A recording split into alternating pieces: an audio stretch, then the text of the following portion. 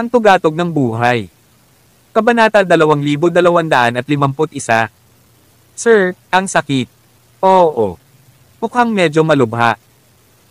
Kung nasa ospital ka sa tabi namin, malamang na hindi mo na kayang pigilan ang paa na ito. Nang marinig ito, sumigaw si Hermione, Ang pagputol ay napakasamang bagay. Kapag naputulan na ang kanyang binti, mahirap para sa kanya na palakihin muli ang isang binti kahit na umabot pa siya sa immortalization sa hinaharap. Bukod dito, napakahirap na mabot ang immortalization.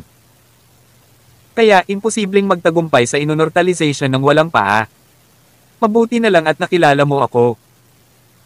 Bigyan mo ako ng kalahating oras at ibabalik ko ang isang buo na binti para sa iyo. Rip. Agad na pinunit ni Alex ang laylayan ng palda ni Hermione at dahan-dahang pinadulas ang kamay nito na natatakpan ng Divine Zarvico power sa kanyang hita. Ang silid ay madilim kung saan ang ambisyon ay madalas na makikita sa isipan ng isang tao mula sa kadiliman. Wala pang lalaki si Hermione na hawakan ang hita niya. Kaya naman, bumilis ang tibok ng puso niya sa ganoong pakiramdam. Gayunpaman, ang taong ito ay asawa ng kanyang amo. Hindi ba kahanga-hanga ang pagkakataong makatagpo sa buhay? Gusto akong patayin ng iyong mga tao sa pamilyang Yggdrasil, ngunit pinatay ko ang karamihan sa kanila gamit ang Lightning Tribulation. Pagkatapos noon, nagpakahirap ka para ituloy ang pamilya ng aking nakatatanda at ako hanggang sa kailangan naming tumalon sa latian ng walang magawa sa dulo ng aming lubid. Bilang resulta, ngayon, ginagamot ko ang iyong pinsala sa binti dito. Nakangiting sabi ni Alex. Sinabi niya iyon para maresolba ang kahihiyan sa kanilang dalawa. Wala siyang nararamdaman para kay Hermione. Ito ay dahil malamang na hindi niya paboritong uri si Hermione at siya ang alagad na tinanggap ng kanyang asawa. Ngunit sa halip, ang Lolita Jr. na iyon, si Mika Simpson, ay bahagyang hinayla ang kanyang puso. Si Richie Asterisk. Kasabay nito, narito sina Donovan, Mika, at ilang mga alagad ng Sunshine sa Governor's Residence ng Race City. Lumipas ang bawat sandali. Ang balita ay patuloy na nagmumula sa mga gwardya ng lungsod at ilang mga organisasyong sibil sa Race City. Sa una, maraming tao ang nakatuklas ng mga bakas ni Alex at ng isang babae, ngunit hindi nagtagal, tila natahimik ang lahat at wala nang anumang papasok na balita. Nawala siya sa amin. Wala na siya. Nanlumo si Zephyr East. Yung Sect Master, mahirap pakisamahan ang lalaking iyon. Alam niya ang arcana ng instant teleportation. Ang ganitong uri ng sinaunang mystic art ay matagal nang nawala. Wala tayong magagawa sa kanya. Napakalaki ng Race City kaya mahirap humanap ng taong makakapag-teleport kaagad, hindi pa banggitin na alam ng taong ito ang advanced na diskarte sa transformation. Walang paraan para mahanap siya. Kumunot ang noo ni Donovan. Siya ngayon ay nababalisa hindi lamang dahil sa paghihiganti, ngunit gusto niyang makuha ang Chaos Beads ni Alex, Chaos Bell at, higit sa lahat, ang Chaos Tree. Ito ang kanyang magandang pagkakataon kaya huli na ang lahat para pagsisihan niya ito sa sandaling makatakas si Alex. Kaya pala, Young Sect Master, may naalala ako. Si Colette Brunel, ang prinsesa ng Silver Moon Sanctuary, ay may mahiwagang kayamanan na tinatawag na Heavenly Mirror.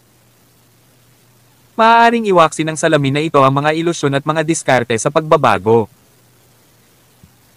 Mahahanap natin ang taong iyon sa pamamagitan ng pagsasama-sama ng Heavenly Mirror at ang mahusay na pagbuo ng 9 palaces sa aking lungsod. Si Colette Brunel ay dapat nasa Race City ngayon. Colette Brunel. Medyo mahirap pakisamahan ang babaeng ito. Sabi ni Donovan.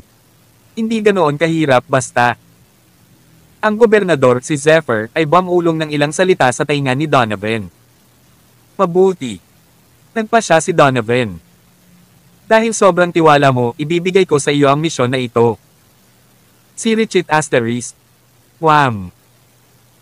Nang natapos ni Alex na pagalingin ang pinsala sa binti ni Hermione sa madilim na silid, isang malakas na boom ang umalangaw-ngaw sa labas. Nasira ang pinto dahil sa pagsabog. God the Asterisk man it, hindi mo man lang ako binibigyan ng pagkakataong magpahinga kahit saglit. Medyo nainis si Alex dahil hindi niya talaga alam kung paano nalaman ng kabilang partido ang kanyang kinaroroonan. Nagmamadali siyang lumabas at tumingin, nakita niya ang isang tao, si Ins Larkin. Saglit na natigilan si Ins matapos tingnan si Alex na nag-transform na bilang Dorothy. Pagkatapos mabilis siyang kumalma at ngumisi, ang ganda talaga ng ilusyon mo. Pwede ka talagang mag-disguise bilang babae pero alam kong pervert ka. Tawag. I-freak. I-click. I-subscribe kwentong nobela. Kabanata 2252. Nagtatakang tumingin si Alex kay In sa kanyang harapan dahil nakikilala pa rin siya nito sa ganitong estado. Hindi ba ito medyo kakaiba? Iyong, espesyal bang gawa ang bra mo? Ito lang ang naiisip niyang dahilan. Paano pa niya ito ipapaliwanag? Sa sandaling nabanggit niya ang bra, hindi napigilan ni Ins ang nagliliyab na galit. Bibigyan kita ng huling pagkakataon. Ibalik mo ang bra ko at sumama ka sa akin. Oh. Tumango si Alex. Ang bra ay original na sa iyo. Hindi problema na ibalik ito sa iyo, bago pa niya matapos ang pangungusap ay sumabog na sa galit si Ins. So, tinatago mo pa rin yung bra. Ito. Gusto mong ibalik ko ang bra. Hindi kaya niloloko mo ako. May hinanakit ka ba kay Donovan Orlando? May iba namang tanong bigla si Ins. Medyo. Kaya pumuslit ka sa ipinagbabawal na lugar ng Yorkshire Palace at sinubukan akong insultuhan at sirain ang aking reputasyon para makapaghiganti ka kay Donovan Orlando. Napaka-despicable mo. Hindi mo matatalo si Donovan Orlando kaya nakaisip ka ng napakaruming trick. Kinamumuhian kita. Bago pa man makapagsalita si Alex, hindi napigilan ni Hermione na mapamura. Ins Larkin, sinabi mo bang hindi kayang talunin ng asawa ng aking amo si Donovan Orlando? Maaari kang pumunta at tanungin ang iyong kasintahan kung paano nawala ang kanyang Chaos Beads at Chaos Bell. Sa harap ng asawa ng aking Panginoon, isa lamang siyang mapanlinlang na basura na sumikat sa titulong henyo. Pervert. Masungit na binetukan siya ni Ins. Umisi si Hermione. Ins Larkin, huwag kang mapangahas. Sa tingin mo, gaano ka kainosente? Sigaw ni Ins, walang hiya na pervert. Galit na galit din si Hermione. Larkin, tigilan mo na ang pagiging mayabang. Akala mo ba wala akong alam sa'yo? Ikaw ay hindi tapat, isang opportunista, isang two-timer. Hindi ka rin mabuting tao. O mahusay. Ngayong sumiping ka na sa asawa ng aking amo, maaaring may masasamang itlog sa iyong sinapupunan. Bakit mo ginugulo ang asawa ng aking Panginoon? Hindi ba't dahil gusto mo ang asawa ng aking amo? O dahil ba hindi mo kilala ang ama ng bata sa iyong sinapupunan? Si Ins ay ang marangal, dalisay at marangal na banal na dalaga na hindi kailanman nahawakan kahit ang mga daliri ni Donovan, ngunit kailangan niyang magdusa ngayon sa gayong matinding insulto. Kaya paano siya makakayanan? Agad niyang binunot ang kanyang espada. QB asterisk full of she asterisk teas, may kasama kang lalaki sa isang kwarto sa kalagitnaan ng gabi at tinawag mo pa siyang master's husband. Ikaw ang hamak ng sangkatauhan. Papatayin kita. Dahil kagagaling lang ng pinsala sa binti ni Hermione, hindi pa siya makagalaw ng maayos. Bilang karagdagan, ang kanyang cultivation base ay mas mababa kaysa kay Ins, kaya paano siya magiging katugma ni Ins? Nagmamadaling pumagitna si Alex at hinironggen si Ins. Tumingon siya at tinanong si Hermione. Kilala mo ba siya? Tinulungan ni Hermione si Alex kaya walang takot siyang tumayo sa likuran niya at sinabing, syempre kilala ko siya. Iniisip niya na siya ay isang uri ng banal na dalaga at puno ng kanyang sarili. Naghihintay siya ng magandang alok para maibenta niya ang sarili niya sa magandang presyo. Nagbubuga ka ng masasamang paninirang puri. Hindi kita patatawarin. Hindi rin naman kita papakawalan. Bakit hindi mo ibenta ang iyong sarili sa bahay aliw? Makakahanap ka ng lalaking nasa hustong gulang na para maging lolo mo. Ang mga matatandang lalaki ay magkakaroon ng mas malalaking tagumpay at mas maraming espiritual na bato, kaya mas malaki ang kita kung ipagbibili mo ang iyong sarili sa mga lalaking iyon. Sa sobrang galit ni Ins ay sisubog na siya sa galit. Ang kanyang isip ay nalilito kaya't wala siyang pakialam sa paghuli ng buhay kay Alex. Nakikitang pinoprotektahan ni Alex si Hermione sa lahat ng oras, ang bawat galaw niya ay isang nakamamatay na hakbang na may matibay na layunin na patayin siya. Sa kasamaang palad, nakakabaliw ang depensa ni Alex. Sa proteksyon ni Genbo at Ben Ares Dragon sa loob ng kanyang katawan, siya ay isang pag-iral na hindi maaaring mahak hanggang mamatay kahit na may espada. Gayunpaman, ang dalawang steam bond sa dibdib ni Alex ay nahulog at gamulong sa tabi ng mga paa ni Ins mula sa laslas na nagpatulala kay Ins saglit. Pagkatapos ng maisip niya ang pervert na ito na nang insulto sa kanyang kainosentehan, gusto niyang samuka ng dugo sa lugar. Ikaw, pervert ka, papatayin kita. Gayunpaman, nagdagdag si Hermione ng panggatong sa apoy. Gusto mo bang patayin ang asawa ng aking amo? Ano? Nakilala mo na ba sa wakas ang ama ng bata sa iyong sinapupunan?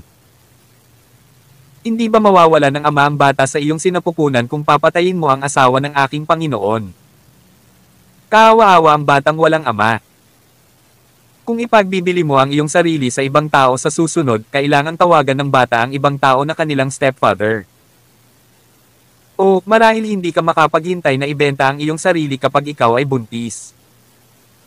Well, I heard na maa-abort daw ang bata kapag buntis ka. Nagkaroon ka ng ganitong uri ng ideya, tama ba? Napaka-foul-mouthed talaga ni Hermione. Kabanata 2253. Nasasaktan na si Ins. Sa sandaling ito, wala siyang magawa tungkol kay Alex at marinig ang mga ganoong salita kaya't samuka siya ng dugo dahil sa galit. Oof! Tumura siya ng malaking bibig ng dugo. Nanginginig ang katawan niya at bumagsak. Walang magawang iniunat ni Alex ang kanyang kamay at hinawakan siya sa kanyang mga braso bago sinabi kay Hermione, masyado kang malupit. May sama ka ba sa kanya? Nahulog ang mga steam bonds kay Alex kaya binalik na lang niya ang kanyang sarili sa kanyang orihinal na anyo. Inalis niya ang espada sa kamay ni Ins at saglit na tiningnan ang kalagayan nito at nalaman niyang nahimatay na siya sa galit. Hindi rin siya magalang kaya agad niyang idiniin ang kamay nito at minasahe para gumanda ang sirkulasyon ng dugo nito. Maya-maya ay nagising si Ins. Sa gulat niya, napagtanto niyang nasa dibdib niya ang kamay ni Alex. Kaya agad siyang napahiyaw at itinaas ang kamay, sinusubukang bugbugin si Alex hanggang mamatay. Smack! Smack! Ang maliksi na Alex ay tinapik ang kanyang major acupoint para silyuhan ang kanyang mga meridian. Walang pakialam niyang sinabi, Miss Larkin, nasira ang mga meridian ng puso mo dahil sa galit. Bukod pa rito, nararamdaman kong may problema sa iyong mga meridian sa puso sa simula. Hindi pagkakaunawaan ang nangyari kanina. Kaya pinapagaling ko ang mga meridian ng puso mo bilang kabayaran mo. Umirap si Ins, bitawan mo ako. Walang hiya ka. Ang taray mo. Sabi ni Alex, ginagawa ko ito para sa ikabubuti mo. At saka, 2 beses ko na itong nahawakan kaya hindi na masakit na hawakan ito ng 1 beses pa. Walang pagkakaiba sa pagitan ng isang lalaki at isang babae sa mga mata ng isang doktor. Si Ins, na hindi nakatiis kay Alex, ay pinagmamasdan itong dumapo ang kamay sa dibdib niya. Ngunit, higit sa lahat, nakaramdam siya ng hiya dahil sa kahihiyan. Hindi mapigil ang umagos ang mga luha ng hinaing sa kanyang mukha. Hermione said, Sir, so you really touched her long ago before this. Akala ko pa naman peke. Ano ang itsura nito? Paano kung hayaan mo rin akong subukan ito? Sabi ni Alex, stop fooling around. May problema talaga siya sa heart meridian niya. Sa tingin ko, maaaring may problema sa cultivation technique ng Yorkshire Palace. Nakangiting sabi ni Hermione, you sounded so serious. Untik na akong maniwala sa'yo. Ins Larkin, malamang hindi mo inaasahan na ikaw ay nasa kasalukuyang estado, tama ba? Ito ang karma, alam mo ba? Napatitig si Ins kay Hermione. May sama ka ba sa akin? Sabi ni Hermione, syempre gusto ko. Pinatay mo ang senior ko. Nagulat si Ins. Sino ang senior mo? Sinabi ni Hermione, Cyrus Springer mula sa Plenilon Sect. Kalaunan ay nalaman ni Alex na ang anak ng sect master ng Plenilon sect ay tinawag na Cyrus Springer. Isa pa, sobrang gusto niya si Ins. Dahil sa bagay na ito, gumawa pa si Jensen Springer ng isang espesyal na paglalakbay sa Yorkshire Palace upang tulungan ang kanyang anak na ayusin ang kasunduan sa kasal. Noon si Cyrus ay isa ring promising, mapanlikhang binata. Kaya naman, ang sect master ng Yorkshire Palace ay sumang-ayon dito noong una. Gayunpaman si Donovan ay nahulog kay Ins nang hindi inaasahan pagkaraan ng ilang sandali. Pagkatapos ng paghahambing kay Donovan, si Cyrus ay inabandona at ang pakikipag-ugnayan ay nakansela. Pagkatapos itinuring ito ni Cyrus bilang isang malaking insulto. Lumalabas lang siya kasama ang kanyang mga magulang dahil sa sama ng loob niya. Bilang resulta, nawala siya ng tuluyan. Hindi alam ni Alex na magkakaroon ng ganitong mga twists at turns sa loob nito. Sabi ni Ins, wala akong alam sa mga sinabi mo. Isa pa, hindi ko pa nakikita ang senior mo. Lahat ay ayos ng sekta. Kung tuluyan na siyang nawala, iyon ay dahil nakatagpo siya ng isang sakuna sa labas. So, paano mo masasabing pinatay ko siya? Sabi ni Hermione, anyway, two-timer ka. Oh, ngayon ay mayroon ding asawa ng aking Panginoon. Ngunit paano magiging karapat-dapat ang isang tulad mo sa asawa ng aking amo? Niloloko ka lang niya. Ikaw. Sa sandaling ito, isang grupo ng mga tao ang sumugod muli. Ito ay si Donovan Orlando, Mika Simpson, Zephyr East at ang iba pa. Nang makita ni Donovan ang kamay ni Alex sa dibdib ni Ins ngunit wala man lang siyang reaksyon, sumabog siya sa galit. Ins Larkin, bakla ka. Tawag. I freak. I-click. I subscribe kwentong nobela. Kabanata 2254. Si Donovan ay nasa isang kaayla hilakbot na kalagayan. Noong una, hindi siya masyadong naniniwala sa chismis tungkol sa pag-iingat ni Ins ng isang lalaki sa bawal na lugar. Hindi niya lubos na kilala ang karakter ni Ins ngunit mahigpit na pinamamahalaan ng sect master ng Yorkshire Palace ang kanyang mga disipulo. Kahit na ang isang bukas na pag-iisip na babae ay hindi magagawa ang isang bagay tulad ng pagpapanatili ng isang pangunahing. Kung si Colette Brunel, malamang maniniwala siya. Gayunpaman, hindi talaga siya naniniwala na gagawin iyon ni Ins. Pero ngayon, nakita niya si Ins na nakatagilid sa yakap ni Alex at ang kamay ng lalaki ay nasa dibdib niya. Ang nakakadiri ay ang B** starred ay nakasuot pa ng pambabae. Natural na inaakala niyang kay Ins ang mga damit. Nagalit siya. Siya ay cuckolded kaya masama. Ang mga pag-iisip tungkol sa pagiging cuckolded ay napuno lamang ng kanyang isip kaya paano niya ito matiis. Buti na lang wala ang Chaos Beads. Mabuti rin kung wala ang Chaos Bell. Sa wakas, gayunpaman, may isang tao na ginawa siyang cuckold sa harap ng napakaraming tao kaya hindi niya ito matiis. Itinuro ni Mika na hindi maintindihan ang nararamdaman ngayon ni Donovan kay Ins at sinabing, Senior, ngayong nakita mo na maniniwala ka na, di ba? Walang hiya lang itong si Larkin D***. Malinaw na nobya mo siya ngunit nakikipag-ugnay siya sa ibang lalaki. Pag-isipan mo. Maaari pa nga siyang maging masyadong bukas sa ibang mga babaeng naroroon. Maaaring natulog siya sa ilang mga lalaki sa likod mo. Senior, baka ilang beses ka nang niloko. Ang mga talukap ng mata ni Donovan ay biglang kumaibot. Tumahimik ka. Hindi lamang naroroon ang mga tao ng Sunshrine, ngunit naroon ang gobernador, Zephyr East, Colette Brunel, ang prinsesa ng Silver Moon Sanctuary, at Samson Hendrick. Nahanap lang nila ang lugar na ito dahil hiniram nila ang Heavenly Mirror ni Colette. Bilang isang resulta, pagkatapos sabihin ni Mika, ang lahat ay tumingin kay Donovan na may labis na kakaibang mga tingin kung kaya't siya, ang pinagpalang lalaki, ay hindi nakayanan ng damdamin. Agrabyado na sabi ni Mika, Senior, tinutulungan kita. Hindi ko kayang panoorin kang maging isang cuckold. Isa lang itong malaking insulto. Tama iyan. Paulit-ulit mong binabanggit ang napakalaking insulto sa harap ng napakaraming tao. Tinutulungan mo ba akong makamit ang titulong isang cuckold? Smack! Inampes ni Donovan ang leeg ni Mika na wala ng malay. Kagad pagkatapos tumingin siya kay Ins. Ngayon dumating na sa puntong ito ang usapin, ayoko nang magsalita pa. Ako, si Donovan Orlando, naging katatawanan ng aking reputasyon dahil sa iyo. Kaya patayin mo ang iyong sarili ngayon at hindi ko ilalabas ang aking galit sa iyong Yorkshire Palace. Napabuntong hininga si Alex at sinabing, Donovan Orlando, kung sasabihin kong lahat ng ito ay hindi pagkakaunawaan, maniniwala ka ba sa akin? Sa katunayan, hindi ka kailanman pinagtaksilan ng iyong mapapangasawa. Pero, syempre, wala pa akong espesyal na relasyon sa kanya. Agad na sumabog sa galit si Donovan. Sa tingin mo ba bulag ako? Saan nakalagay ang iyong kamay? Sa tingin mo ba hindi ko nakikita? O, ibig mong sabihin itong kamay ko.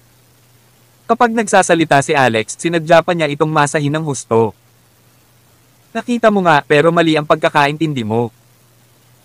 I'm not molesting your fiancée, but I'm treating her disease. Namula si Ins. Nahihiya siyang humarap kahit kanino kaya napapikit na lang siya ng mariin. Piff. May tumawa. Si Samson iyon. Tawa siya ng tawa kaya napali ang likod niya at sinabi kay Alex, Bro, I believe your words. Donovan Orlando, tingnan mo. May bakas ng dugo sa sulok ng bibig ng iyong kasintahan. Siguradong nasugatan siya. Ang kapatid kong ito ay tinutulungan siya sa pamamagitan ng paghima sa kanyang dibdib. Ay hindi, ito ay ang dibdib. Ginawa niya ito ng may lubos na mabuting hangarin. Dapat mong pasalamatan ang aking kapatid para dito. Habang nagsasalita si Samson, patuloy niyang tinitigan si Donovan. Ito ba ay isang pamamagitan? Ito ay nagdaragdag ng gasolina sa apoy. Samson Hendrick, kung gusto mong kilalanin ang kanyang lalaki bilang iyong kapatid, ayos lang. Gayunpaman, hindi ako magpapakita ng anumang awa mamaya. Sasalakayin pa rin kita kahit dumating ang tatay mo, malamig na sabi ni Donovan. Nako, ginagamit mo ang tatay ko para takutin ako. Sa tingin mo matatakot ako? Sigaw ni Samson. Sa sandaling ito, isa pang dalawang tao ang pumasok. Ito ay isang matandang babae at isang dalaga. Ito ay si Melanie Zelda, ang Grand Elder ng Yorkshire Palace at Winona Zelda. Kumalabog. Inihagis ni Melanie ang isang espada sa lupa at napanghiwi habang sinisigawan ng mahigpit si Ins Larkin, kasuklam-suklam. Napakawalandiya mong gawin ang ganitong uri ng bagay na nagpapahiya sa sekta sa publiko at sikat ng araw. Ikaw. Mas masahol ka pa sa isang B***. Pero, bibigyan kita ng pagkakataon. Iwain ang iyong sariling lalamunan upang patayin ang iyong sarili sa harap ng lahat bilang pagbabayad sala sa iyong mga kasalanan. Kami, ang palasyo ng Yorkshire, ay walang kasuklam-suklam na tulad mo. Kabanata 2255.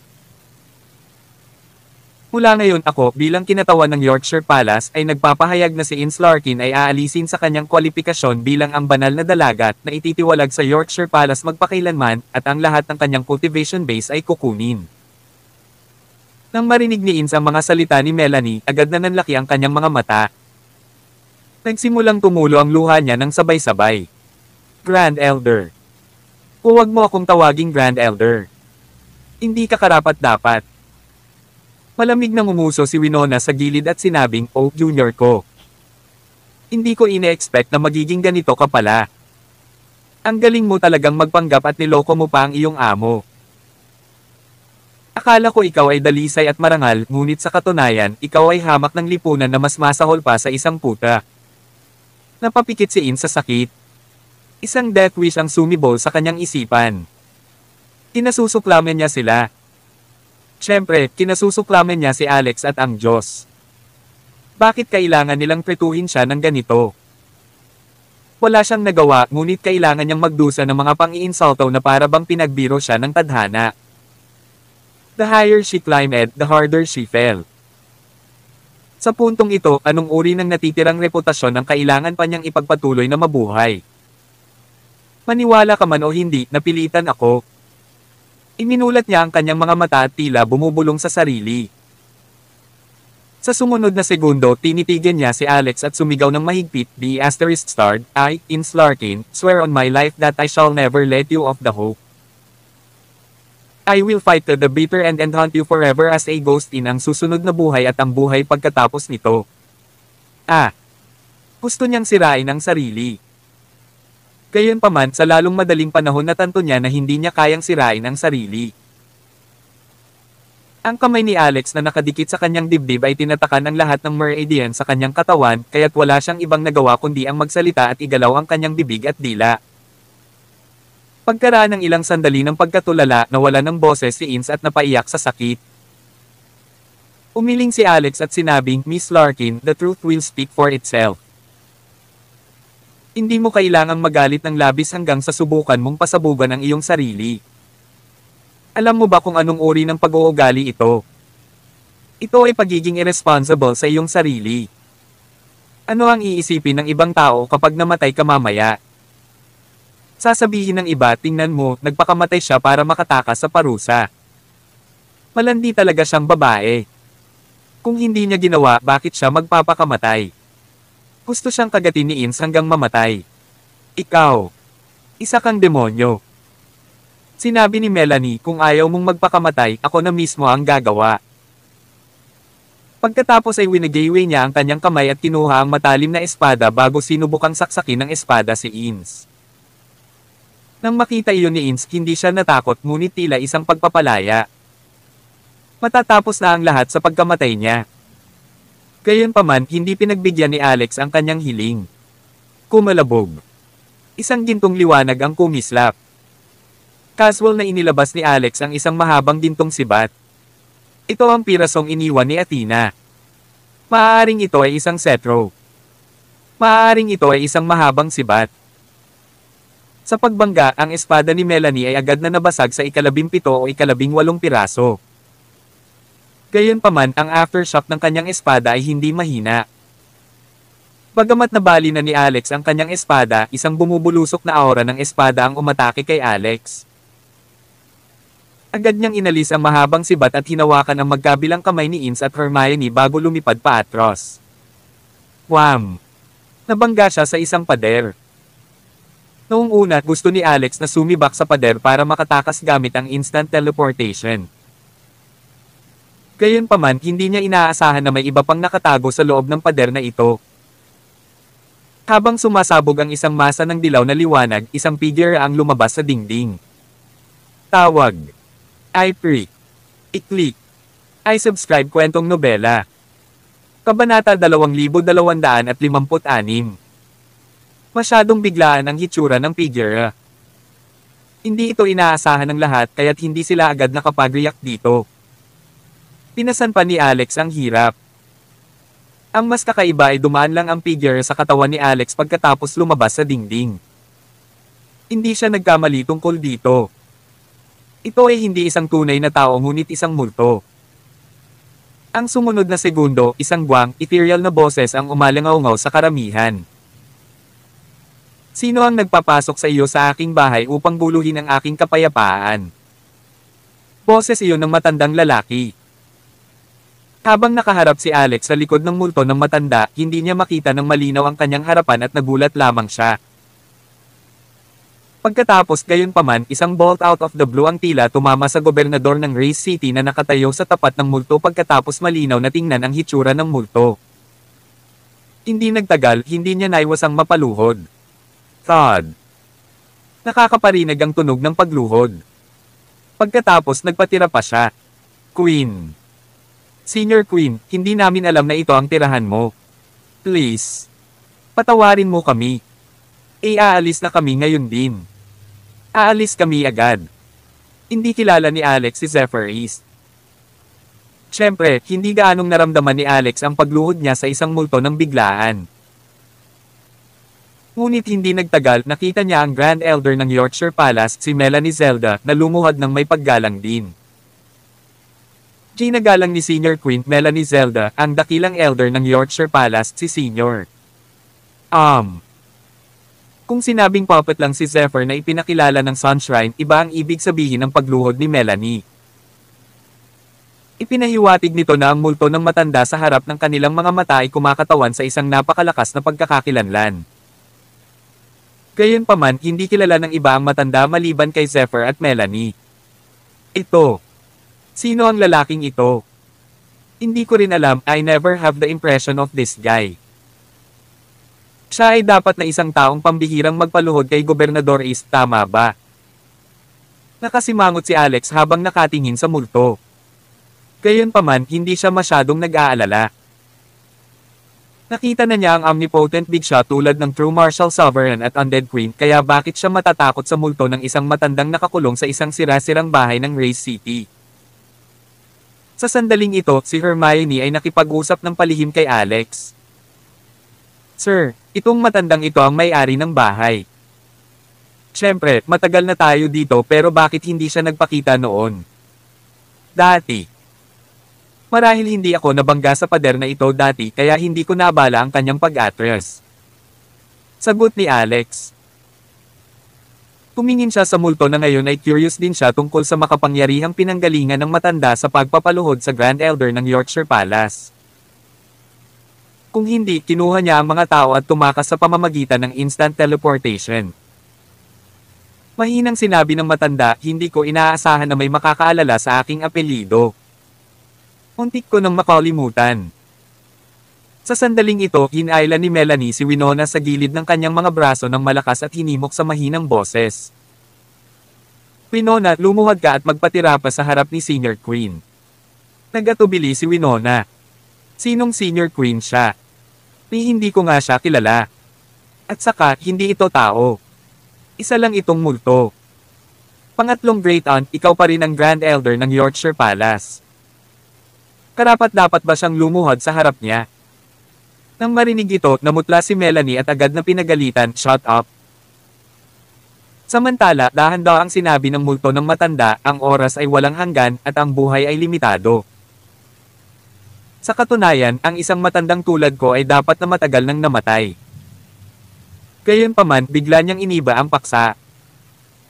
Ngunit, hindi lamang sino man ang maaaring pumasok sa aking tirahan kahit na ako ay isang namamatay na tao. Biglang iniunat ng multo ng matanda ang kanyang kamay at hinawakan ang leeg ni Winona. Isa lang itong multo. Kabanata 2257. Gayunpaman, ang kapangyarihan ng kanyang nakaunat na kamay ay totoo at epektibo. Naiangat ang buong katawan ni Winona matapos masakal kaya hindi siya makahinga ng maayos at malapit nang mabali ang kanyang leeg. Pumulwak ng sindak ng kamatayan ang bomb-alot sa isip ni Winona. Pangatlo, tita, iligtas mo ako. Sa sandaling ito, gustong sampilan ni Melanie si Winona mula sa kaibuturan ng kanyang puso. Ang walang kabuluhang ito na walang magawang tama ay hindi talaga insightful. Akala mo ba bulag ako? Hindi kaya ako, ang Grand Elder ng Yorkshire Palace ay wala sa isip ko na lumuhod sa basurahan. Ang taong luluhodin ko ba sa harap ng isang taong maaari mong guluhin? Gayunpaman, si Winona ay direktang junior pa rin ni Melanie kaya hindi siya maaaring umupo at manood ng hindi sinusubukang iligtas siya. Senior Queen, puminahon ka. Siya ay isang junior sa aking sekta na may limitadong pananaw. Mangyaring huwag masaktan sa kanyang mga walang galang na salita. Malamig nang umuso ang matanda. Ginabala mo ang pahinga ko pero hiniling mo sa akin na huwag masaktan. Sa tingin mo ba ang lugar ko ay isang wet market? Wham! Parang gumawa ng hagis ang multo ng matanda. Agad na lumipad palabas ng bahay si Winona at bumangga sa isang bloke ng bato sa labas ng malakas. Oof! Hindi na kayanan ni Winona ang impact kaya nagtamo siya ng matinding internal injuries habang na-dislocate ang kanyang internal organs. Tumura siya ng isang bibig ng dugo. Senior Queen, kuminahon ka. Kumalma ka. Senior Queen. Ang mga aksyon ng multo ng matanda ay hindi maipaliwanag na nakakagulat. Kahit na ang lakas ni Winona ay hindi kasing husay ni Ince, siya pa rin ang pinakamatandang disipulo sa ilalim ng Sectmaster ng Yorkshire Palace. Napakaganda ng kanyang cultivation base at naabot niya ang ikatlong kaharian sa Imminent Immortal. Gayunpaman, sa hindi inaasahang pagharap sa maaliwalas na multo ng matanda, wala siyang natitirang lakas para labanan ito. Untik na siyang mabalian hanggang mamatay sa casual na paghagis. Naiisip ni Alex na pambihira ang matanda.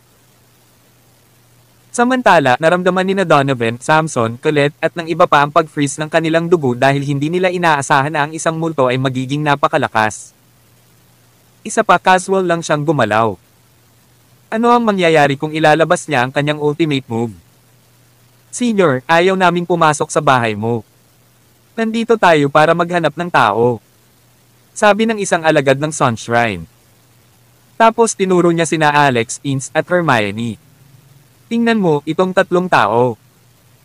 Sila ang nakapasok sa bahay mo at nagloko para guluhin ang pag-urong mo. Alam mo ba? Ang iilang taong ito ay mga hamak, mga kasuklam-suklam. Silang tatlo ang magkasamang gumagawa ng karumal-dumal at walang hiyang gawaing iyon sa loob ng inyong bahay at nadumisan ang inyong bahay. Lumingon ang matanda. Hindi na nagdalawang isip si Alex at agad na inactivate ang instant teleportation habang sinasama ang dalawang babae. Gayunpaman, biglang nagkaroon ng problema sa instant teleportation na naging matagumpay sa bawat pagsubok sa sandaling ito. Matapos casual na iwinagayway ng matanda ang kanyang kamay, napagtanto ni Alex na tila siya ay nakakulong sa lugar habang ang kalawakan ay nakaranas ng pagpisil at pagkaladkad. Kaya lang hindi siya makaalis. Napatingin ang matanda kay Alex. Sino ka? Talagang natutunan mo ang instant teleportation sa murang edad. At bago pa siya makasagot ni Alex ay pinakilala na agad ni Melanie si Alex. Senior Queen, ang maliit na brute na ito ay hamak. Nakikipagtalik siya sa banal na dalaga ng ating Yorkshire Palace para sirain ang reputasyon ng Yorkshire Palace. Bukod dito, niloko pa niya ang 10 bilyong espiritual na bato mula sa Sunshrine. Ngayon ay narito pa siya para guluhin ang iyong pag-atres. Ito lang ang hiling namin kung gusto mo siyang patayin. Kailangan pa naming magpasalamat sa iyo. Ganoon ba? Gusto mong kumuha ng ibang tao upang gawin ang iyong maruming gawain. Gusto mo, Dave Queen, na maging alipors mo. Hindi ako mangangahas na gawin iyon. Malamig na ngumuso ang matanda. I think masyado kang daring.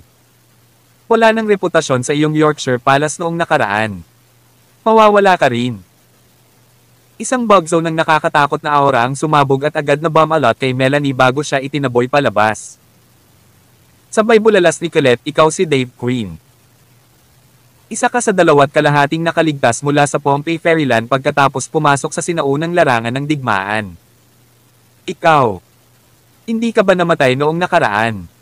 Tawag. I-freak. I-click. I-subscribe kwentong nobela.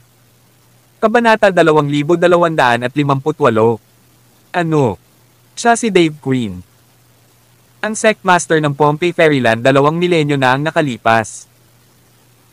Lumalabas na ang malaking shot mula sa 2 milenyo na nakalipas ay nakaligtas hanggang ngayon at nagtatago sa isang normal na bahay sa Race City.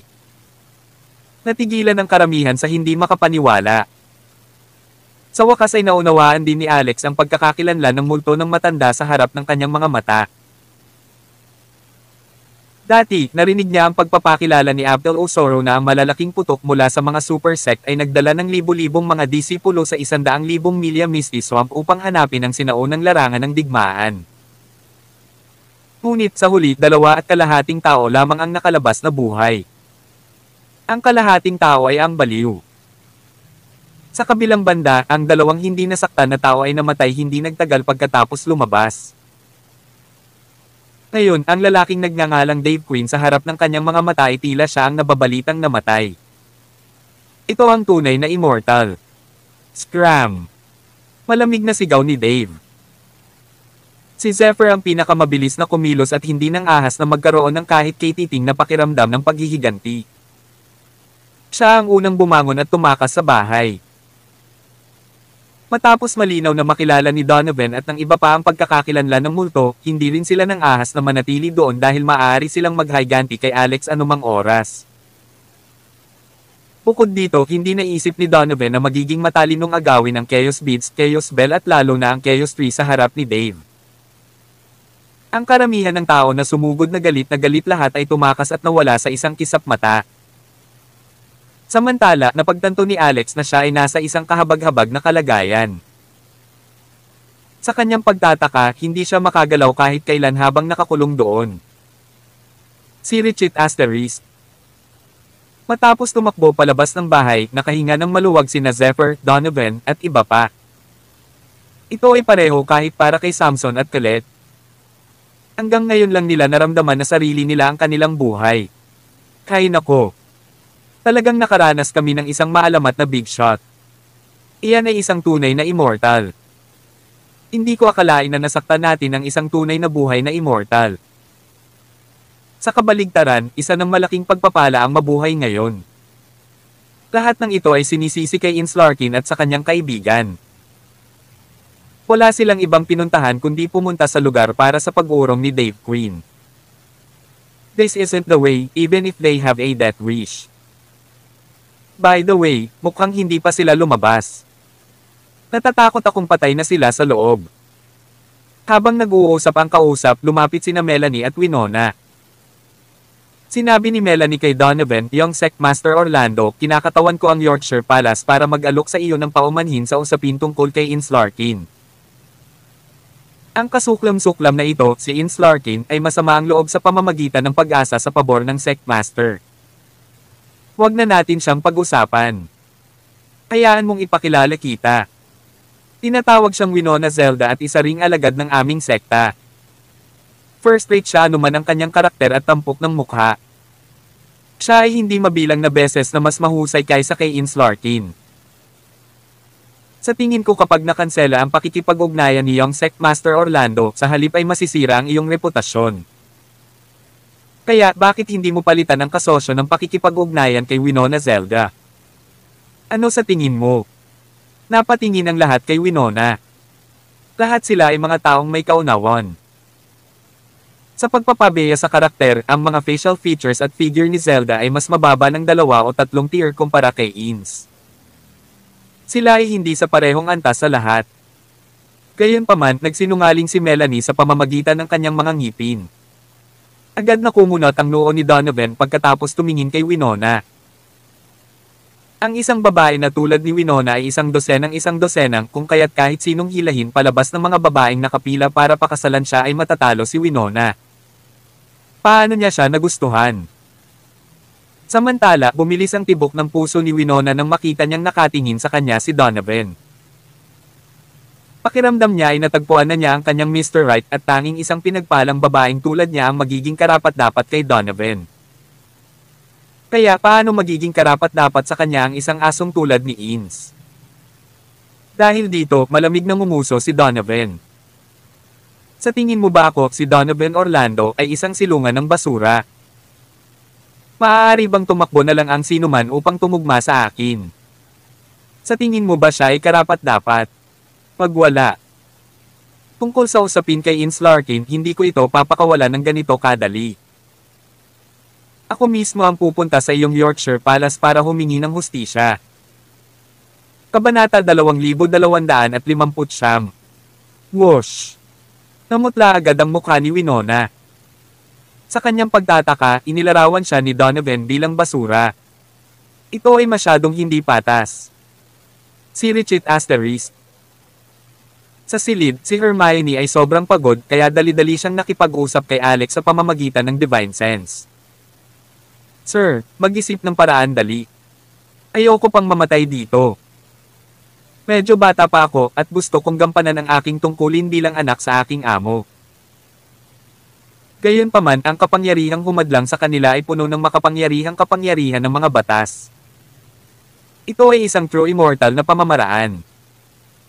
Sa katunayan, medyo mahirap para kay Alex na kumawala sa pagkakagapos sa kanyang kasalukuyang kakayahan.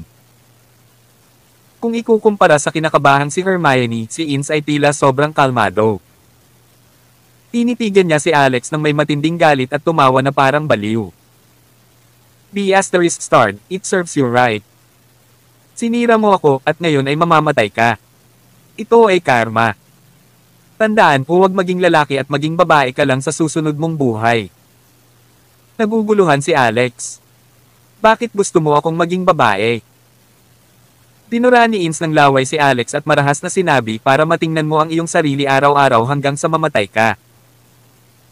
Pinunasan ni Alex ang kanyang mukha at walang magawang sinabi, ang laking hinanakit. Sabi ni Ins kay Dave Sr. kung gusto mong pumatay para ilabas ang galit mo, gawin mo na agad. Naunang pumasok ang hamak na ito sa bahay mo kaya dapat lang napatayin mo siya. Lumingon ang multo ni Dave. Tumingin siya kay Ins at sinabing ikaw ay disipulo ng Yorkshire Palace. Matapos mamatay si Yasmin, ang palasyo ng Yorkshire ay naging lalong hindi mabata. Pero tama naman ang sinabi niya. Sa katunayan, may problema sa cultivation technique na nililinang ninyong mga tao mula sa Yorkshire Palace dahil masisira nito ang mga meridian ng inyong puso. Ano? Natigilan si Ins. Hindi siya naniwala sa sinabi ni Alex kanina.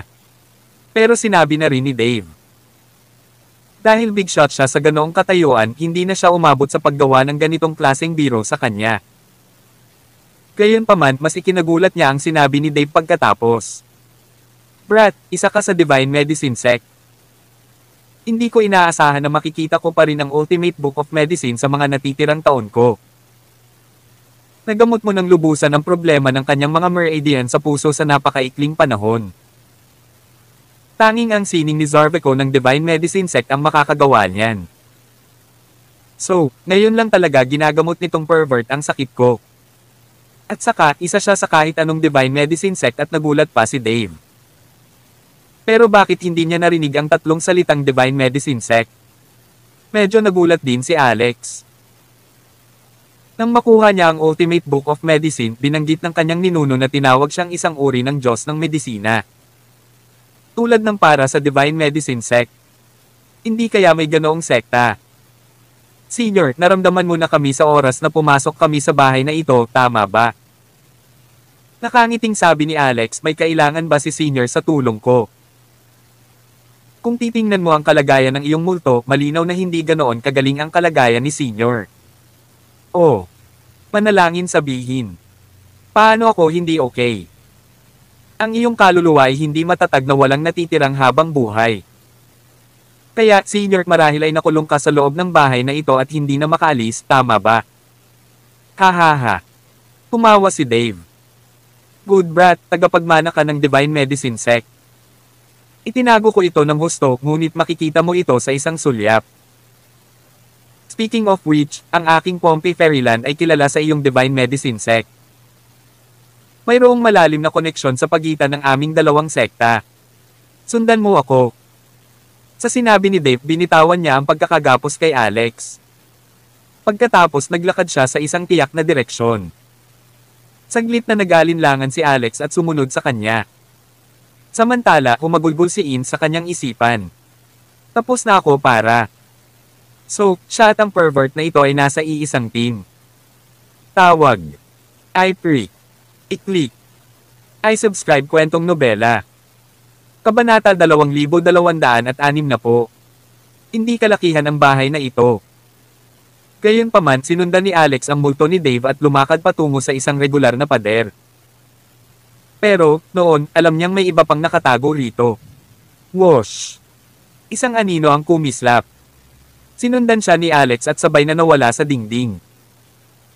Nang muli siyang kumurap, nakita niya ang isang sinaunang, desolated at tahimik na espasyo sa isang kuweba. Hindi malaki ang espasyo at halos kalahati lang ng kwarto sa labas ang laki nito. Walang laman ito nang walang anumang pang-araw-araw na pangangailangan at nasa pinakasentro lamang na posisyon. Isang kabaong ang inilagay. Ito ay isang kumikinang na gintong kabaong. Bahagyang natigilan si Alex nang makita niya ang eksena sa loob, ngunit nakita niya ang mahinang pagbabago-bago ng espiritual na enerhiya at sirkulasyon ng mahinang rune cluster sa lupa kung saan inilagay ang kabaong. Senior, ito ay... May kung anong hula si Alex habang nakatingin sa multo ni Dave. Bagamat pinaghiwalay ito ng kabaong, naramdaman pa rin niya ang aura ng buhay mula sa loob. Isang buhay na tao ang nakahiga sa loob ng kabaong. Si Richard Asterisk. Kasabay nito, nakatayo pa rin sina Hermione at Ins sa sulok ng bahay na iyon, hindi kumikibo, sa labas ng kuweba. Kakalabas lang ni Dave ng confinement spell na ginawa niya kay Alex kanina kaya walang pagbabago sa dalawang babae. Sinabi ni Hermione, Ins Larky, noong tinanggihan mo ang pakikipag-ugnayan sa aking senior at makipag-ugnayan kay Donovan Orlando noon, naisip mo ba na mapupunta ka sa ganoong kalagayan ngayon? Umisi si Ins. Patay na ang senior mo pero sarili niyang negosyo iyon. Wala itong kinalaman sa akin. Sinabi ni Hermione, talagang ginawa mo ang iyong sarili na mahirap sa pamamagitan ng pagtrato dito bilang isang bagay na wala sa iyong pag-aalala. Ngunit kung gayon sarili mo ring negosyo na nahulog ka sa ganoong kalagayan at naging isang hamak na biasteristic na kinasusuklaman ng lahat. Wala itong kinalaman sa asawa ng aking amo. Baka ikaw ang nanligaw sa asawa ng aking amo. Tumawa si Ins. Anong maganda sa kanya? Siya ay hamak, isang brute. So, liligawan ko ba siya? Nawala ba ako sa isip ko? O sinapian ba ako ng dyablo? Umisi si Hermione. Ito ay magiging pinakamahusay sa ganitong paraan. Hayaan mo akong sabihin sa iyo. Ang aking amo ay isang diyosa. Mas mabuting huwag mo siyang buhusan ng walang katumbas na pagmamahal. Siya ay nagpapakatanga sa iyo sa pinakamahusay. Kahit na ikaw ang banal na dalaga ng Yorkshire Palace, hindi ka karapat-dapat na hugasan ang kanyang mga paa. At saka, kilala ka at walang kwenta. Nagalit si Ins. Asawa ng iyong amo, tama ba? Maniwala ka sa akin, akitin ko talaga ang asawa ng iyong Panginoon at ihulog siya sa aking mga kamay para tawagin mo akong madam at lumuhod sa aking harapan upang hugasan ang aking mga paa araw-araw. Ikaw. Nanlaki ang mata ni Hermione. Nang maalala niya na ninakaw pa ni Alex ang bra ni Ins, naisip niya na baka interesado siya kay Ins. Kung talagang ginawa niya iyon at nagtagumpay man siya, hindi ba siya puno ng paghihirap? Kung pinilit siya ng asawa ng kanyang amo na lumuhod kay Ins para maghugas ng paa, matatanggihan kaya niya ito? Mukhang hindi niya ito matatanggihan, lalo na sa intervention ni Nila. Kahit na nag-aatubili siya, maaari lamang siyang kumilos ng naaayon. Nang makita ang pagbabago sa ekspresyon ni Hermione, napangisi si Ins. Ano naman? Natatakot ka ba? Kaya mas alam mo ang iyong lugar at huwag mo akong pilitin na gumawa ng isang bagay na wala sa linya. Kung hindi, hindi ka magtatapos ng maayos. Umisi si Hermione. Sa tingin mo ba natatakot ako sa'yo? Marahil ay hindi mo pa nakita ang hitsura ng aking Panginoon. Siya ay 1,000 beses, 10,000 beses na mas maganda kaysa sa iyo. Ang isang babaeng tulad mo ay walang kapantay kahit ang kanyang pinky. Bukod dito, ang aking Panginoon ay nagsilang ng 4 na anak para sa asawa ng aking Panginoon. Ikaw. Pumunta at mangarap ng gising. Mas dapat kang mag-alala tungkol sa kung ano ang gagawin sa iyo ni Donovan Orlando at sa iyong Yorkshire Palace. Nalungkot si Ins nang maisip niya ang ganoong posibilidad. Tiyak na palalakihin ng Grand Elder at Winona ang pangyayaring naganap ngayong gabi at sasabihin sa kanyang amo. Higit pa rito, ang mga tao ng Sunshrine ay pupunta doon at tutuligsa sa kanya para sa kanyang mga krimen. Sa makatuwid, kahit na gusto siyang ipagtanggol ng kanyang amo, wala siyang sapat na dahilan para gawin iyon. Kabanata 2261. Nang dumating ang oras, hindi niya ito pinanggahasang isipin. Tulala siyang nakatayo doon dahil hindi niya napigilan ang mga luhang umaagos sa kanyang mukha. Ang aking kamatayan ay hindi nararapat maawa, ngunit ang aking Panginoon ay magderones ng mga batikos mula sa iba dahil sa akin. Ihate you guys. How did I offend you guys? Nagkibit balikat si Hermione at hindi umimik. Si Richard Asterisk. Samantala, hinawakan ni Dave ang gininto ang kabaong gamit ang mga multo na daliri sa loob ng kuweba at sinabing, "Bata, alam mo ba kung ilang taon na akong nakahiga sa loob ng kabaong na ito?" Umiling si Alex. Sinabi ni Dave, ito ay magiging 2 buong milenyo sa susunod na taon. Tiningnan ni Alex ang formation blueprint sa lupa at nagtanong, ginamit ba ni Senior ang ganitong paraan para pahabain ang iyong buhay? Minsan ko na ring narinig na pinag-uusapan ka ng mga tagalabas. Isa kang true immortal, 2 milenyo ang nakalipas. Nabasa ko na rin ang mga sinaunang aklat at nalaman ko na ang haba ng buhay ng isang tao ay tataas ng mabilis pagkatapos na maabot ng kanyang cultivation base ang immortalization. Kahit na ang isang tao na naging isang immortal ay maaaring mabuhay ng 3 hanggang 5 milenyo kung walang salot o sakuna. Bukod dito, ang isang tao sa True Immortal Realm ay maaaring mabuhay ng 10 milenyo. Hindi kaya ikaw ang pinakamataas na big shot na umiral 10 milenyo na ang nakalipas? Umiling si Dave. Binata, hindi ba sinabi sa iyo ng mga tao mula sa iyong sekta ang dahilan kung bakit hindi ka maaaring maging isang immortal ngayon? Sagot ni Alex, nabalitaan ko nga. Ito ay dahil ang mga batas sa kasalukuyang mundo ay hindi kumpleto. Sabi ni Dave, tama. Kung gayon, alam mo ba ang tunay na pagkakaiba ng immortal na kaharian at ang mortal na kaharian? Sumagot si Alex, ang batas. Tama iyan. Iyon ang batas. Pagkatapos ng yugto ng immortalization, makokontrol ng isa ang kapangyarihan ng mga batas at humiram ng tulong mula sa mga batas ng langit at lupa. Ito ang esensya ng isang immortal. Napangiti ng mapait si Dave saglit. Ngunit upang pigilan ang Undying Clan mula sa pagsalakay sa dakilang mundo ng Amerika noong sinaunang panahon, ang ilang Heavenly Emperors mula sa alyansa ay nagsanib puwersa upang labagin ang mga batas na naging dahilan upang ang mga batas dito ay hindi kumpleto. Sa makatuwid, ito ay isang sakuna sa mga taong nagsasaka sa itaas ng yugto ng immortalization. Tanong ni Alex, bakit mo nasabi? Sinabi ni Dave, sa itaas ng yugto ng immortalization, ang immortal will of life ay mabubuo sa loob ng katawan ng isang tao. Ito ang kombinasyon ng espiritual na ugat at ng mga batas. Ang immortal will of life ay ang pundasyon ng lahat ng immortals. Ang pag-iral nito ay nangangailangan ng espiritual na enerhiya ng langit at lupa, enerhiya ng diwata, at ang pagpapakain ng kapangyarihan ng mga batas sa lahat ng oras. Ngayon na ang mga batas ay hindi kumpleto, ito ay naging isang luho upang pakainin ang bulong ng buhay. At kapag ang walang kamatayan na bulong ng buhay ay nawala ang sustansya ng kapangyarihan ng mga batas sa mahabang panahon, ito ay malalanta tulad ng isang bulaklak at ang kanyang sigla ay maglalaho dahil sa hindi sapat na enerhiya ng diwata. Sa wakas, ito ay magiging sa huling paghinga nito at mawawasak pa nga. Mayroon lamang dead end para sa isang immortal na walang immortal will of life. Nag-aatubili ako. Ayoko pang mamatay dahil may hinihintay pa ako. Kaya narito ako, tinatakan ng aking sarili upang pabagalin ang panahon ng pagkalanta ng immortal na gulong ng buhay. Sa katunayan, ang mga taong nasa itaas ng yugto ng immortalization na nanatili mula noong sinaunang panahon noon ay nahaharap din sa gayong kahihiyan. Dahil dito, pinili ng maraming tao na aisil ang kanilang mga sarili, naghihintay na bumalik sa normal ang mga batas balang araw. Kaya, mahirap para sa iyo na makilala ang isang true immortal at isang bathala ngayon. Matapos makinig sa mga salita ni Dave, si Alex ay medyo natulala saglit. Kung ito talaga ang kaso, maaari pa ba siyang maging isang immortal? Kung hindi siya maaaring maging isang immortal, hindi ba siya maaaring makapasok sa nirvana ng dakilang Genbu? Hindi ba niya kayang makita ang kanyang anak? Medyo balisa siya. Hindi, Senior. Narinig mo na ba ang Phoenix Sect?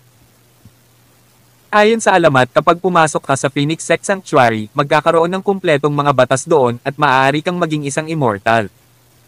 Mapapakain din ito ang bulong ng buhay. Umiling si Dave. Alam ko ang tungkol sa Phoenix Sect. Minsan akong bumisita doon bago ang paghina ng Phoenix Sect. Sa kasamaang palad, pagkatapos na siliuhan ang Phoenix Sect, walang nakakaalam kung nasaan ito. Ayon sa mga alingaw-ngaw, ito ay nakatago sa loob ng boundary marker ng universo. Kaya, walang sino man ang makakapasok dito. Bukod dito, ang mga batas sa loob nito ay hindi kinakailangang kompleto. Kahit na kumpleto na ang mga ito, wala pa ring mga batas na magagamit pagkatapos lumabas. Alam mo ba kung anong kaharian ko noong 3 milenyo ang nakalipas? Tawag. I-freak. I-click. I-subscribe kwentong nobela. Kabanata 2262. Gustong sabihin ni Alex, hindi ka ba true immortal? Tapos bigla niya itong naintindihan sa pagdadalawang isip. Sinabi ni Dave na 3 milenyo na ang nakalipas ngunit hindi 2 milenyo ang nakalipas. At 2 milenyo na ang nakalipas ng pangunahan niya ang libo-libong eksperto sa Pompeii Fairyland sa kailaliman ng Misty Swamp. Kaya naman, Senior, ikaw ba ay isang immortal mula noong sinaunang panahon? Hindi ako isang immortal. Noon, narating ko na ang Heavenly Deity Realm. F asterisk C. Tahimik na nagbilang si Alex sa kanyang isipan. Nakita niya ang dibisyon ng mga normal na cultivation realm sa legacy ng Ultimate Book of Medicine, hindi pa banggitin ang bahagi bago ang immortalization. Ito ang tunay na paglalakbay ng isang immortal mula sa sandali ng immortalization. Nagkaroon ng dibisyon na maraming antas sa yugtong ito lamang ibig sabihin. Immortal, Human Immortal, Earthly Immortal, Heavenly Immortal, Golden Immortal, Immortal Monarch, at Immortal Emperor. Ito ay ang incarnate deity pagkatapos ng Immortal Emperor. Pagkatapos ito ay ang Heavenly Deity Realm pagkatapos maranasan ng malawak at mahirap na realm na ito. Sa katunayan, ang tinatawag na True Immortal Realm ay isa pang pangalan para sa Heavenly Immortal Realm. Ilang kaharian ang naroon sa pagitan ng Heavenly Immortal at ng Heavenly Deity. Malalaman ng isa kung gaano kalaki ang agwat sa pagitan nila sa pamamagitan lamang ng pagtingin sa mga pangalan. Gayunpaman si Dave ay tumanggi mula sa Heavenly Deity Realm patungo sa Heavenly Immortal Realm sa loob lamang ng maikling milenyo. Masyadong mabilis ang pagbaba. Kung hindi niya tinatakan ang kanyang sarili sa kalahati, siya ay naging isang tumpok ng mga puting buto ngayon sa bilis na ito. Kapag hindi man lang niya mapangalagaan ang Immortalization Realm, ang Immortal Wheel of Life ay babagsak at tuluyang babagsak. Pagdating ng panahon, dead end na lang ang naghihintay sa kanya. Pagkaraan ng ilang sandali, sinabi ni Alex, paano mo gustong tulungan kita? Gumawa tayo ng deal. Hindi kita tutulungan ng walang kabuluhan.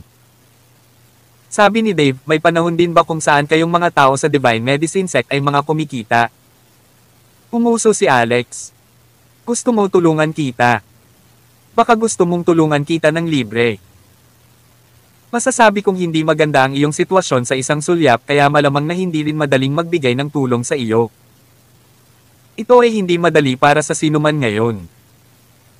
Tulad ng nakita mo lang, napakaraming tao ang gustong pumatay sa akin. Ito ay mapaghamong para sa akin. Ang Divine Medicine Sect ngayon ay nakasalalay sa aking suporta. Kung hindi ako kumikita ng kaunting kita, sino ang tutulong sa akin? Sabi ni Dave, tama ka. Hindi ako tumatambay dito araw-araw sa nakalipas na 2 milenyo. Lumalabas ako minsan para tingnan ang mga pagbabago sa labas. Sigh. Masasabi ko lang na ito ay talagang isang kakilakilabot na panahon. Ang mga tunay na immortal ay hindi nang ahas na ipakita ang kanilang mga mukha, ngunit may ilang mga peking immortal na gumagala doon. Ang mga galing sa kahit anong Sunshrine dati ay hindi ko papansinin kahit lumuhod sila sa harap ko, pero ngayon sila na ang naging hari ng Western Ridge. Speaking of this, he waved his hand. Ito ay off topic. Pag-usapan natin ang negosyo. Narinig ko na ang iyong Divine Medicine Sect ay may kahangahangang silang spell na maaaring ganap na mag-seal sa Immortal Wheel of Life. Kahit na ang landas ng Diyos ay hindi madarama pagkatapos mabuklad ang Immortal Wheel of Life. Sa makatuwid, itatago nito ang immortal na gulong ng buhay upang hindi ito malanta tulad ng isang bulaklak. Tungkol sa gantimpala, sa palagay ko siguradong masisiyahan ka. Lumapit si Alex at hinawakan din ang gintong kabaong. Marahan niyang hinaplos ang ibabaw gamit ang kanyang daliri. Nang idaan niya ang kanyang daliri sa ibabaw ng kabaong, naramdaman niya ang daloy ng banayad na enerhiya na dumadaloy sa kanyang katawan. Nagkaroon ng kapangyarihan ng mga batas dito. Sa kasamaang palad, ang kaharian ni Alex ay hindi pa nakakalampas sa immortalization, kaya naguguluhan siya tungkol sa kapangyarihan ng mga batas at hindi niya ito maramdaman. Binata, alisin mo ang kamay mo sa kabaong. Natatakot ako na kailangan mong palitan ang iyong kamay para sa isang bago kung hinawakan mo ito ng mahabang panahon. Nagulat si Alex saglit. Anong ibig mong sabihin? Nakangiting sabi ni Dave, hindi mo ba naramdaman na may bumubulusok na malamig na puwersa na nakakaapekto sa iyong mga meridian? Ito ang hindi kumpletong kapangyarihan ng mga batas. At ang gayong kapangyarihan ng mga batas ay hindi magandang bagay para sa mga magsasaka, ngunit ito ay isang bagay na katulad ng talamak na lason. Kapag lumampas na sa limitasyon ng halagang pumapasok sa iyong katawan, boom! Ang iyong laman ay hindi makakayanan at sasabog. Ah. Matagal na natigilan si Alex. Binawi lang niya ang kanyang kamay pagkatapos ng isa pang buong kalahating minuto. Wala siyang naramdamang discomfort. Gayunpaman, ang bug zone ng enerhiya ay sumugod sa mga meridian ng kanyang katawan at gusto pang ang makapasok sa kanyang isip palasyo. Ang lahat ng ito ay biglang dumating kaya hindi siya napaghandaan. Gayunpaman, nang bawiin na ni Alex ang kanyang kamay dahil sa gulat, ang malinaw na kristal na chaos tree na nagmumula sa kinang sa loob ng palasyo ng kanyang isip ay marahang ng inig. Pagkatapos, ang hindi mabilang na mga berdeng ilaw ay naging libo-libong mga berdeng ilaw na banda upang balutin ang lahat ng enerhiya at makuha ito.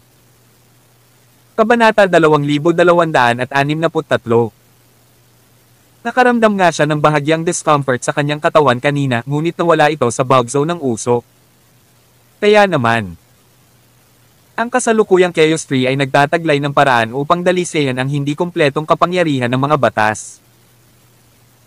Hindi lamang iyon, ang kapangyarihan ng mga batas na natanggap ng chaos tree ay ibinalik sa kanya pagkatapos ng paglilinis. Ito ay tila naging ganap na kapangyarihan ng mga batas. Ito. Hindi maaaring isang ilusyon, tama ba? Isn't it too omnipotent? Maging si Alex ay hindi makapaniwala dahil kahit na ito ay naging feedback, ang halaga ay minuscule. Bukod dito, hindi siya sensitibo sa kapangyarihan ng mga batas dahil hindi pa niya naabot ang kaharian. Upang kumpirmahin na ang kondisyong nangyayari sa kanyang katawan ay hindi isang ilusyon, muli niyang inilagay ang kanyang kamay sa gintong kabaong.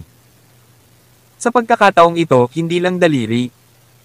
Sa halip, ginawa niya ito gamit ang dalawang kamay. Higit pa rito, na-trigger pa niya ang mga gintong core upang ang 79 na mga gintong core sa kanyang katawan ay gumagalaw ng ritmo. Buzz. Ang pattern ng pagbuo sa ilalim ng gintong kabaong at ang pagbuo ng blueprint na nakaukit sa gininto ang kabaong ay kumikinang lahat sa sandaling ito, naganap na nag-activate ng spell formation kasama ang mga sinaunang rune na maliwanag na kasing liwanag ng mga bituin. Hindi mabilang na kapangyarihan ng mga batas ang naisaaktibo. Nagulat si Dave kaya dali-dali siyang sumigaw, tumigil ka nga. Brat, itigil mo na yan. Anong ginagawa mo? Baliw ka ba? Ang kabaong at ang pagbuo ng blueprint sa ilalim ng kabaong ay ginamit pawang para paikliin ang kapangyarihan ng mga batas. Wala siya roon para sumipsip ng kapangyarihan ng mga batas dahil mas mabilis siyang mamamatay kung mas mabilis niyang maabsorb ang hindi kumpletong kapangyarihan ng mga batas. Hinihiram niya ang pinakipot na kapangyarihan ng mga batas upang itago ang pagkawala ng mga batas sa kanyang laman. Halos hindi na siya nakaligtas. Ngunit ngayon na-activate na ni Alex ang napakaraming hindi kumpletong kapangyarihan ng mga batas ng sabay-sabay. Sisirain nito ang balanse sa pagitan ng dalawang pagbuo ng blueprint sa gintong kabaong at sa lupa. Matapos masira ang balanse, ang hindi kumpletong kapangyarihan ng mga batas ay bumahos sa kanyang katawan ng galit na galit. Pagdating ng panahon, kahit ang Diyos ay hindi siya mailigtas. The asterisk man it, I really deserve to die. Bakit ako naniwala sa hamak na ito at dinala ko pa siya dito? Ano ang dapat kong gawin? Galit na galit si Dave. Ngayong na-activate na ang formation blueprint, huli na kahit nabugbugin niya si Alex hanggang mamatay ngayon. Gayunpaman, sa sumunod na segundo, nakakagulat na natuklasan niya na ang patuloy na pagdagsa ng kapangyarihan ng mga batas ay hindi dumaloy sa kanyang gininto ang kabaong, ngunit ang lahat ay napunta sa katawan ni Alex na para bang ang kanyang katawan ay naging isang napakalalim na hukay na partikular na sumisipsip ng kapangyarihan ng mga batas. Ngunit paano ito magiging posible? Hindi ba siya natatakot sa kamatayan? Buzz. Muling yumanig ang spell formation. Ang condensed kapangyarihan ng mga batas dito ay nagiging mas at higit pa. Kahit na isang puyo ng tubig ng mga batas ay nabuo sa itaas ng langit ng bahay na lumikha ng isang anomalya. Nagulat si Donovan at ang iba pa nang makita nila ang anomalyang ito habang hinihintay ang balita ng pagkamatay nina Alex at In sa hindi kalayuan. Ano yan? Mukhang nasa itaas ito ng bahay ni Dave Quinn. Hindi na kailangang gumawa ng ganoong kalaking kaguluhan para pumatay ng ilang tao, tama ba? Tingnan mo. Tawag. I-freak. I-click. I-subscribe kwentong nobela. Kabanata 2264. Verbal.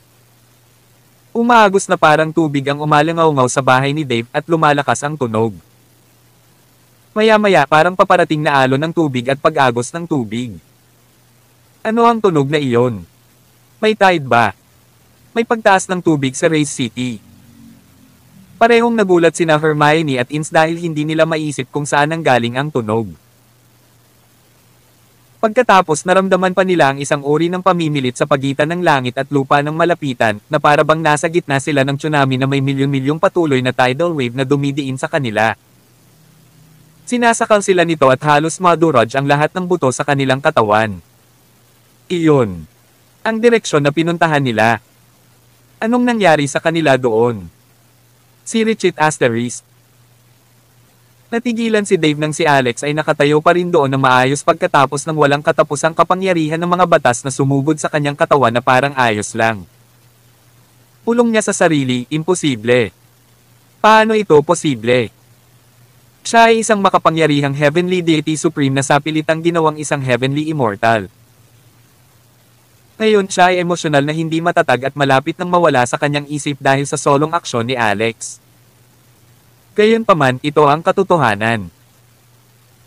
Nilinis ng Chaos Tree ang napakalaking bilang ng hindi kumpletong kapangyarihan ng mga batas na pumasok sa katawan ni Alex at dinagdagan ito hanggang sa matapos naiwan ang karamihan sa mga ito. At damaloy ang ilang bahagi nito kay Alex matapos itong umapaw. Kasabay nito, ang kapangyarihan ng mga batas na ito ay naglalaman din ng enerhiya ng Chaos Chi na napakataas ng kadalisayan. Wham! Naramdaman ito ni Alex. Ang mga landas ng acupoints at meridian sa kanyang katawan na hinarang ng paglaban ay dati nang nakamit ang tagumpay sa ilalim ng mga epekto ng kapangyarihan ng mga batas. Bumaba ito. Ang mga bagong gintong core ay nabuo. 1 core, 2 core, 3 core. Maliban sa pagkatulala, hindi napigilan ni Alex na matawa nang sa wakas ay naisip niya ang dahilan kung bakit nabigo siyang makapasok sa ikadaang acupoint noon. Ang kabuuang bilang ng mga core sa unang yugto ay 79 lamang, samantalang ito ay hindi isang issue sa dami ng espiritual na enerhiya ng langit at lupa na dadaan sa ikalawang yugto. Sa halip, kailangan niya ng kapangyarihan ng mga batas. Isang kabuuan ng 11 acupoints na nabasag sa pamamagitan ng condensed ang ginintoang core. Ang lahat ng 11 gintong core ay naglalaman ng kapangyarihan ng mga batas. Tungkol sa mga katangian. Napatulala si Alex sa isang sulyap dahil walang dibisyon ng mga katangian, ngunit ito ay isang halo-halong katangian.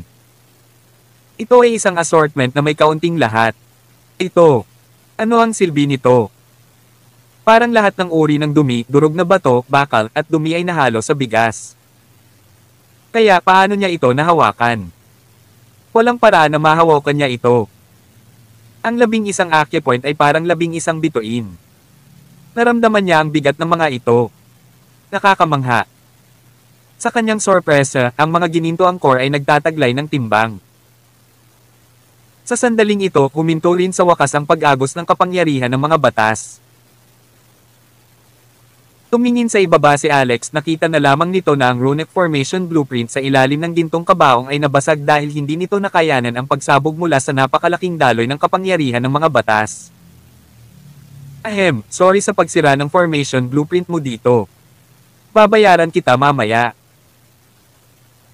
Nang bitiwan ni Alex ang ginintoang kabaong at iniunat ang kanyang katawan, sumabog ang aura sa kanyang buong katawan na may sunod-sunod na kaluskos sa kanyang katawan, dahilan para sumabog ang damit sa itaas na bahagi ng kanyang katawan. Sa ibabaw ng kanyang katawan kung saan matatagpuan ang 11 bagong condensed golden core ng mga batas, 11 golden light spots ang nagbunga ng nakasisilaw na ningning. At may hindi malinaw na runic imprint na dumadaloy sa loob ng bawat liwanag na lugar. Gayunpaman, hindi napansin ni Alex ang anomalyang ito. Hindi nagtagal, ang 11 light spot ay natago sa ilalim ng balat ng katawan sa isang iglap at hindi na makita. Ikaw, ayos ka lang ba talaga? Natigilan si Dave.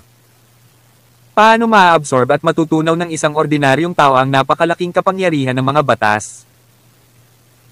Kahit na siya ay nasa heavenly deity realm pa, hindi siya maglalakas loob na makuha ang kapangyarihan ng mga batas ng walang ingat. Bukod dito, ito pa rin ang hindi kumpletong kapangyarihan ng mga batas na makakasama sa katawan ng isang tao. Kaya ano ang pagkakaiba sa pagitan nito at pagkonsumo ng lason?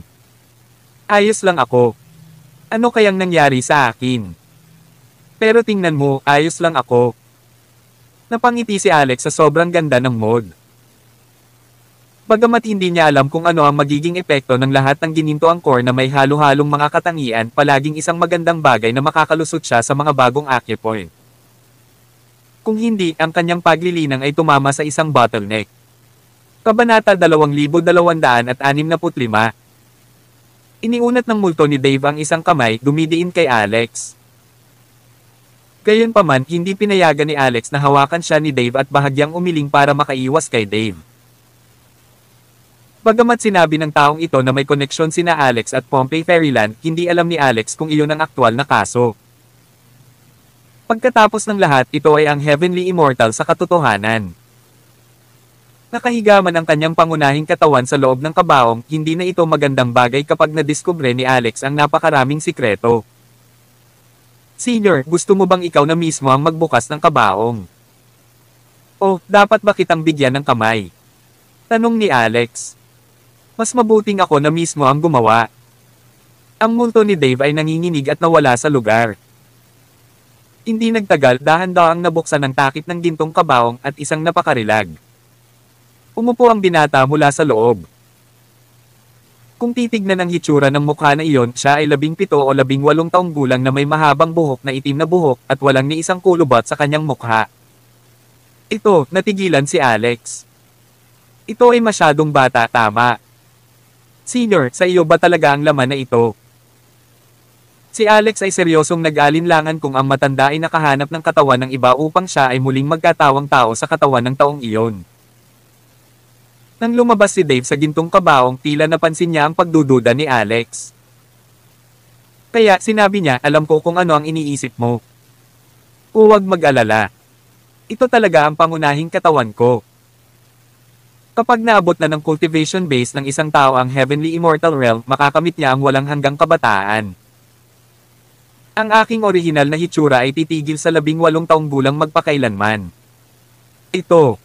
Medyo mahiyain. Bukod dito, ito ay nais din. Nais din ni Alex na maging 18 taong gulang. Ngunit, nako, tila napakabata pa nito. Ang 20 taong gulang ay magiging mas mabuti. Napakasarap magkaroon ng walang hanggang kabataan.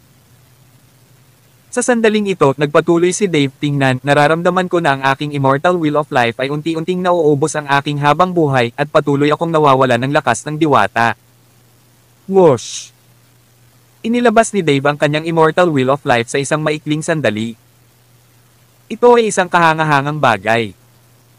Ang kanyang gulong ng buhay ay may kabuoang 4 na layer. Mula sa immortalization hanggang Immortal Emperor, ang isa ay magkakaroon ng karagdagang layer ng Will of Life para sa bawat transcended realm, at ang kulay nito ay mag-iiba. Ang mga iba't ibang kulay na ipinakita ay batay sa iba't ibang katangian ng espiritual na mga ugat. Ang dilaw na gulong ng buhay ni Dave ay may katangiang lupa. Si Richit Asterisk. Sa katunayan, mayroong isang paraan upang aisil ang Immortal Will of Life sa Ultimate Book of Medicine.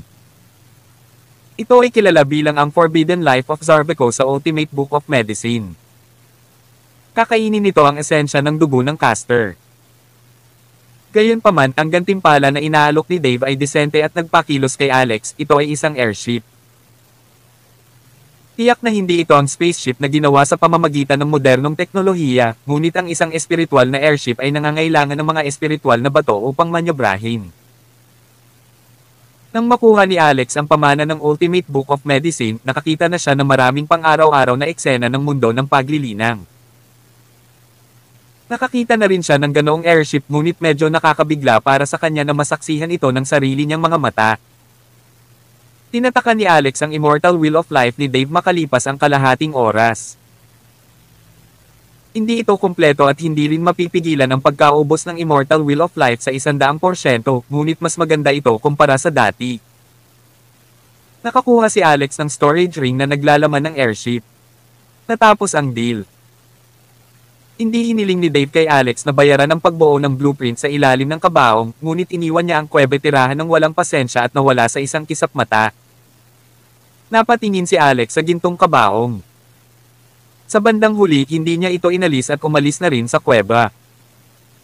Nawala ang mga tanikala kina Hermione at Ins pagkaalis ni Dave. Habang binabalak ni Alex na kunin si Hermione at umalis ng bahay, may pumasok na babae. Nanginginig ng husto ang maselang katawan ni Ins nang makita ang taong dumating. "Master, bakit ka nandito?" Tawag. I pre. I-click. I subscribe kwentong nobela. Kabanata 2266. Sa sandaling marinig nila ang sinabi ni Ins Larkin, si Alex at Hermione Yggdrasil na humakbang patungo sa pintuan na may balak na umalis ay tumigil sa kanilang paglalakad. Ito ay ang Secmaster ng Yorkshire Palace na dumating ng personal. Si Alex, Hermione at Brenna Davy ay nakatayo lamang ng isang maikling 3 metro mula sa isa't isa. Para sa isang magsasaka, ito ay katumbas ng wala. Kabog, kabog, kabog. Mabilis na hinailan ni Hermione si Alex at umatras ng ilang hakbang. Napatras sila hanggang sa likuran ni Ins. Ang mga mata ni Brina ay malamig, nasaktan, nagagalit, at may iba pang kumikislap. Alinmang paraan, ito ay komplikado. Mabilis siyang pumasok hanggang sa harapan ni Ins. Sampal. Isang malakas na sampal agad ang dam-apo. Namula at namamaga ang kalahati ng mukha ni Ins at isang matingkad na pulang tatak ng kamay ang lumitaw sa kanyang makinis na balat. Ano? Nagulat sina Alex at Hermione. Sinampal ng malakas ni Brina si Ins para itong eksena ng isang misis na nanakit sa isang may bahay. Sa susunod na pagkakataon, sumabog ang boses ni Brina. "Huwag mo akong tawaging master. Wala akong walang hiyang alagad na tulad mo. Ano ang hiniling kong gawin mo dito at ano ang ginawa mo? Nagkaroon ka ng engagement dito. Sa isang lalaki at 2 babae at hindi bababa. Alam mo ba kung ano ang kagandahang asal at kahihiyan? Pinahiya mo ang aking Yorkshire Palace." Umaalingaw-ngaw ang boses niya na parang kulog na dumadagandong sa kalangitan. Malinaw na ang galit ni Brina ay umabot sa mataas na antas. Bakit siya nagpakita dito? Siyempre, ito ay dahil nagpadala ng mensahe si Melanie Zelda pabalik sa Yorkshire Palace at si Brina ay sumugod dahil dito. Noong una ay nagtiwala si Brina kay Ins pagkatapos ng lahat. Si Ins ay nasa tabi niya mula noong siya ay bata at si Brina ang nagpalaki at nagmamasid sa kanyang paglaki. Pakiramdam niya ay kilalang-kilala niya ang kanyang disipulo na nakikita si Ins bilang kinabukasan ng Yorkshire Palace. Magagawa man o hindi ang Yorkshire Palace na umakyat muli sa tuktok, ngayon ay nakasalalay ang lahat kay Ins. Gayunpaman, nitong mga nakaraang araw, labis siyang pinahiya ni Ins. 2 araw lang ang nakalipas, dumalo si Brina sa isang piging kung saan naroroon din ang mga master ng ilang sikat na sekta mula sa Western Regis. Bilang resulta, may naglabas ng iskandalo sa Yorkshire Palace at pinili si Brina. Hindi alam ni Brina kung paano lumabas ang balita, ngunit sa sandaling iyon, talagang nakaramdam siya ng hiya. Mayroong kahit ilang mula sa Sunshrine na nagsalita tungkol sa pag-withdraw ng kasal sa lugar. Bilang pinuno ng Yorkshire Palace, si Brina ay hindi pa napahiya ng ganito at gusto niyang humanap ng isang butas na masisilungan ang sarili. Napahiya siya kung saan ang buong palasyo ng Yorkshire ay naging katatawanan sa iba. Ngayon, sa wakas ay nakatanggap siya ng impormasyon na may ini-stalk si Ins na isang lalaki, isang taong nakarendes vespa niya. At may isang babae pa na idinagdag sa halo. Ang pinakamasamang bahagi ay nahuli sila ni Donovan Orlando sa akto. Wala nang masabi pa. Galit na galit siya. Nadama ni Brina na kahit na kumain siya ng 10 kilong paminta, hindi siya makakaramdam ng pagsabog tulad niya. Thud. Lumuhad si Ins sa harap ni Brina, punong-puno ng luha ang mukha. "Master, hindi ko ginawa." Umiyak siya. Hindi na makapaniwala si Brina. "How dare you talk back to me? Nakita na ng iba. Sa tingin mo ba lahat sila ay bulag?" "Ins Larkin, pinasakit mo ng husto ang puso ko at binaygo mo ako. Ang pinakamalaking pagkakamali sa buhay ko ay kinuha ka mula sa nyebe. Kung ako ay naging walang malasakit sa iyo, hindi ko na kailangang maranasan ang pangungutya ng grupong ito. Ang Yorkshire Palace ay hindi magiging katatawanan ng lahat. Ikaw ang pinakamalaking makasalanan sa panahong ito, gaano nga kaawa-awa ang mga tao sa ating Yorkshire Palace. Guro. Puno ng kawalan ng pag-asa ang mukha ni Inns. Kabanata 2267. Hindi akalain ni Inns Larkin na aabot sa ganito. Nakaramdam siya ng matinding panghihinayang ngayon. Kung hindi ang araw na iyon sa ilalim ng talon nang bumagsak si Alex sa kanya kung hindi niya ito hinabol ng sobrang hysterically. Kung hindi niya pinahintulutan ang sino man na makaalam tungkol sa bra na nakasabit sa sinturon ni Alex ay sa kanya, hindi na ito tataas hanggang sa puntong ito. Sa ibabaw, magiging maayos pa rin ang lahat. Gayunpaman, walang gamot sa mundong ito ang makapagpapagaling ng panghihinayang. Nakagawa siya ng maling desisyon at hindi lamang niya sinira ang sarili kundi pinahiya niya ang kanyang amo at ang mga tao sa kanyang sekta. At the end of the day, kasalanan niya ang lahat. Habang iniisip niya yon, mas lalo siyang nawala ng lakas at panghihinayang. Ayaw nang magpaliwanag ni Inns. Sa ngayon, walang handang makinig sa kanya. Kahit ang kanyang amo ay ayaw. Ako ay humihingi ng paumanhin. May silbi ba ang paghingi ng tawad? Maibabalik ba ng aking Yorkshire Palace ang reputasyon nito? Magpapanggap ba ang mga tao na walang nangyari? Ang poot ng Sunshrine ay mag-aapoy ng napakatindi na hindi mo magagawang mapawi sa buong buhay mo. Ang mga emosyon kay Brina Davy ay napakalaki at sa wakas ay nagpakawala siya ng isang galit na buntong hininga. Inns, binuhat kita at pinalaki. Kasalanan ko kung hindi kita tinuruan ng tama. Kaya kukunin ko ang iyong buhay upang mapawi ang galit ng Sunshrine para sa Yorkshire Palace. Pumikit si Inns at bahagyang nagtaas baba. Sige at gawin mo, guro. Handa akong mamatay para sa aking mga kasalanan. Swoosh. Inilabas ni Brina ang kanyang mahabang espada. Tumigil ka. Sa wakas ay hindi napigilan ni Alex ang sarili at may sinabi. Ang bagay kay Inns ay kasalanan niya at pakiramdam niya ay responsable siya para dito. Kung hindi niya gagawin, hindi niya malalampasan ang hadlang sa kanyang puso. Isa pa talagang ayaw niya kay Brina bilang tao. Malamig na tinignan ni Brina si Alex. Sino ka para kausapin ako? Ikaw ang nagtulak sa aking disipulo sa paraan ng kapahamakan. Hanggang dito. Ikaw ang naging dahilan ng aking Yorkshire Palace na maging pinakamalaking katatawanan sa lahat ng mga sekta sa Western Regis. Nagsimula ang lahat ng ito dahil sa'yo. Akala mo ba papakawalan kita? Namutla ang mukha ni Hermione Yggdrasil habang kaharap si Brina na puno ng galit. Kahit na ang Yorkshire Palace ay hindi nahulog sa ilalim, ito ay isang malaking hadlang sa mga mata ni Hermione. Ang Sect Master ng Plenilun Sect ay kumilos ng labis na magalang sa harap ni Brina. Si Alex naman ay hindi natakot.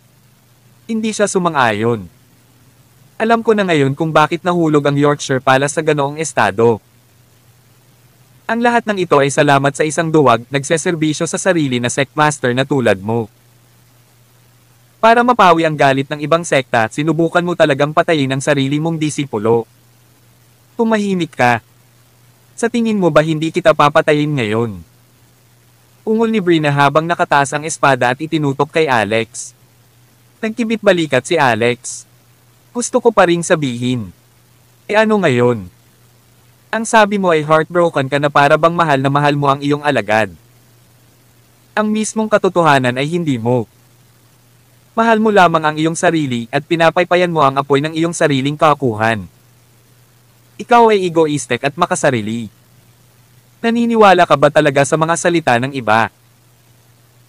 Hindi ka man lang nag-abala na suriin ang katotohanan ng bagay na iyon, ngunit dahil lamang sa ilan sa iba ay bumulong ng ilang salita sa iyong mga tainga, handa ka ng patayin ang iyong sariling disipulo.